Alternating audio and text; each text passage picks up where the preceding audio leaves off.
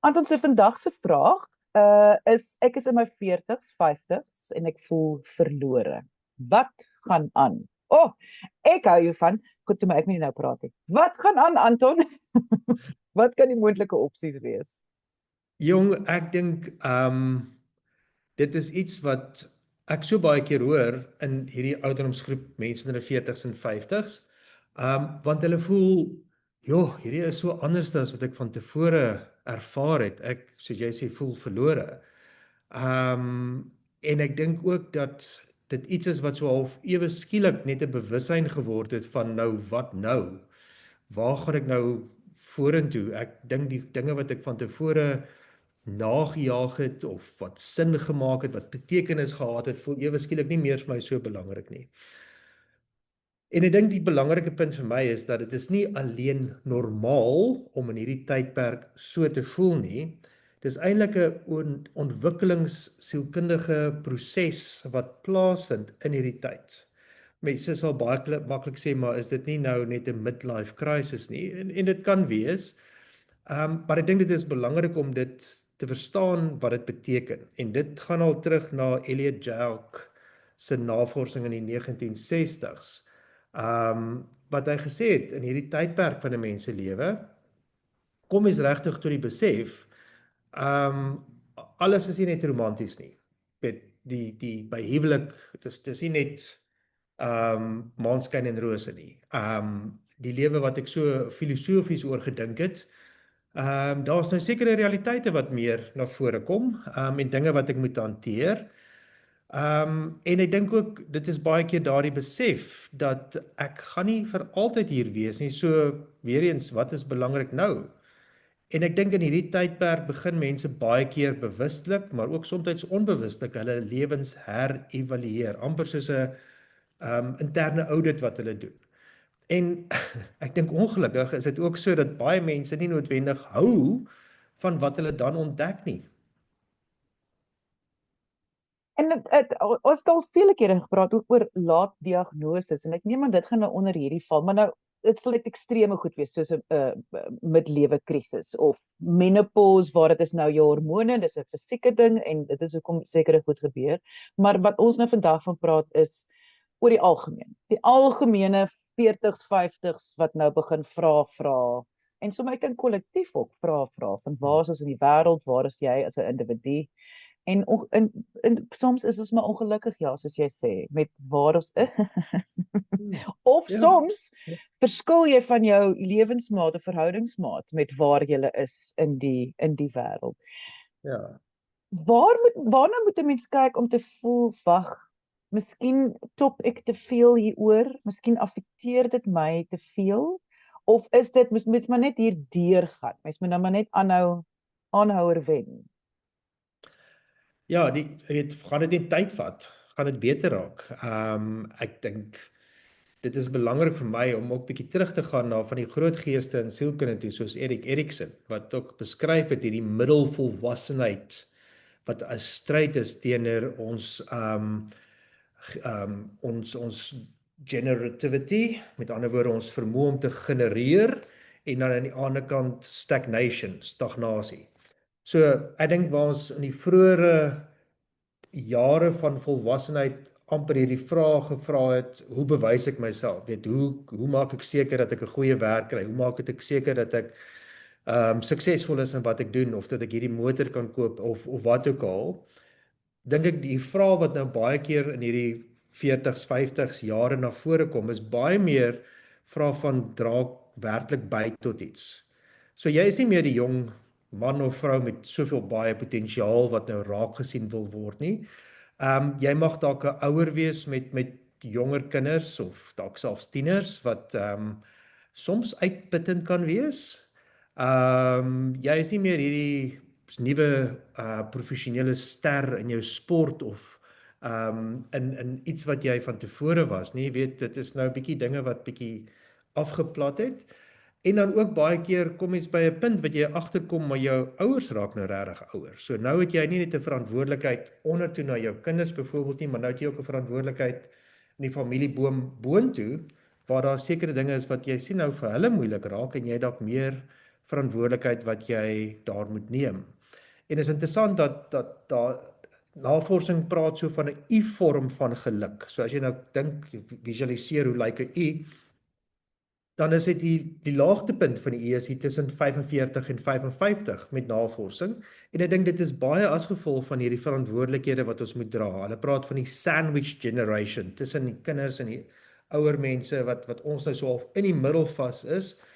En ek dink dan ook in die beroepslewe kom mense dan by hierdie punt wat hulle so voel hulle het nou 'n plafon bereik. Nou ek het so hard gewerk tot hierdie punt toe. Nou wat nou?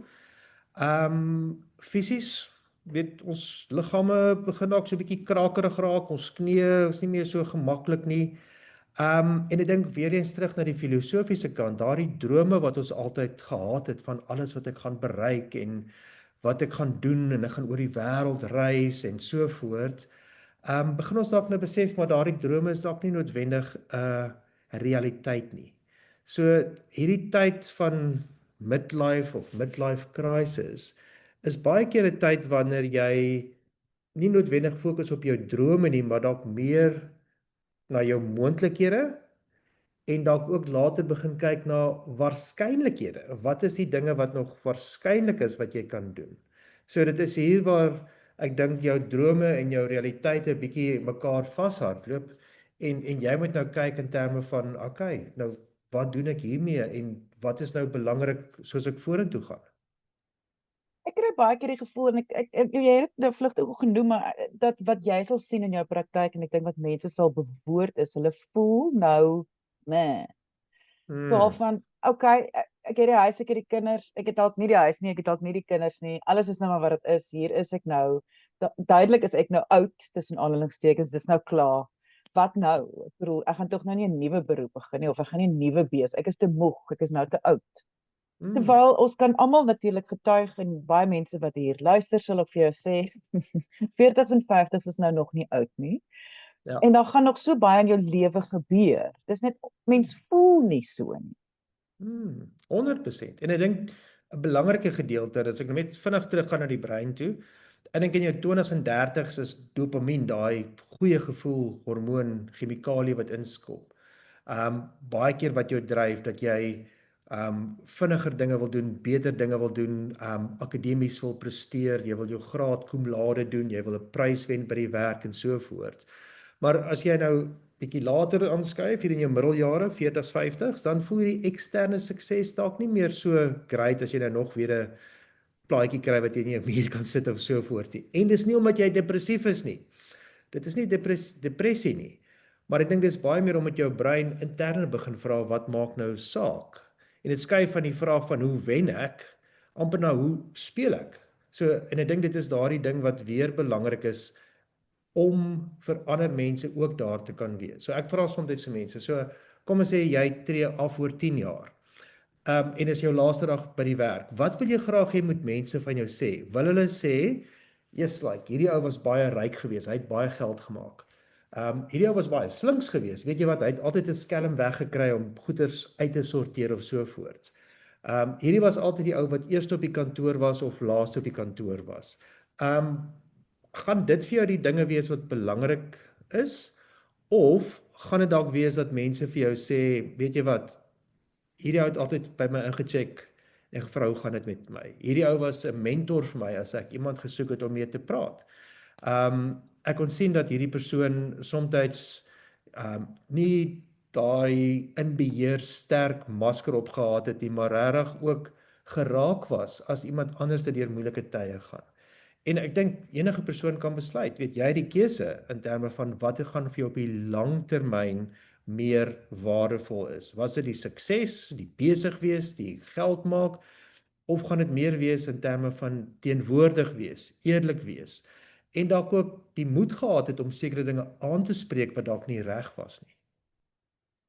Ek het altyd die idee dat dit die 20s en 30s die energie om jou basis te bou vir wat jy is en daar gat jy en dan hierdie tyd van 'n mense lewe is nou weer gaan meer intern van die ekstern af na wie is jy en wie wil jy wees en as jy nou terugkyk eendag of ander kyk terug soos jy sê. So dit is vir my absoluut fantasties en dit is maar daar's niks meer verkeerd Anton, as iemand voel iemand moet hulle hand vashou en net help deur hierdie U-formasie nie.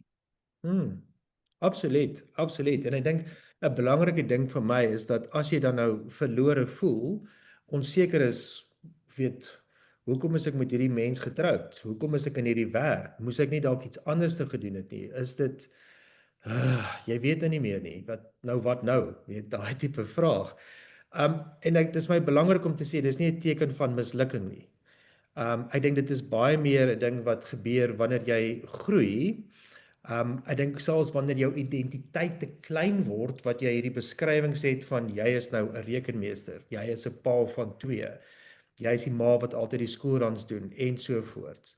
En ek dink dit is daardie groei wat baie belangrik is, dat almal van ons gaan deur tye wat ons bevraagteken die vriendskappe waarin ons onsself bevind, of sekere commitments wat ons gemaak het wat ons later versmoor.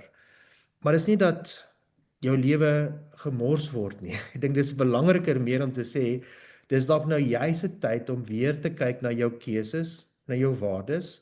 En ek dink weer as daardie gevoel is dat jy verlore voel in jou 40's, dis nie net 'n teken, dis nie 'n teken dat jy misluk het nie.